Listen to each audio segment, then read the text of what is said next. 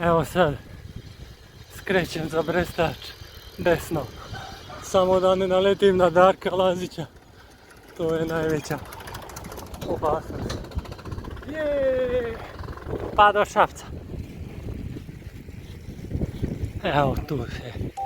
10 kilometers completed. Duration 28 Ovo minutes se ne radi, 16 seconds. Bože, ali Average. evo tu je bila vetrenjača.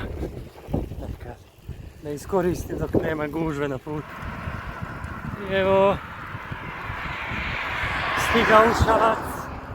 To jest, tehnički još nisam morao da pređem most, ali to je to. I ko prepoznaje stari grad zna da sam stigao u Šabac na Savu. Ćao, vreme da se krene. Ćao.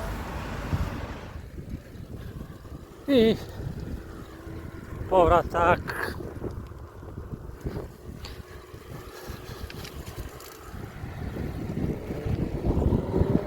Evo. Nekad je tu bila vetrenjača. Sad je samo...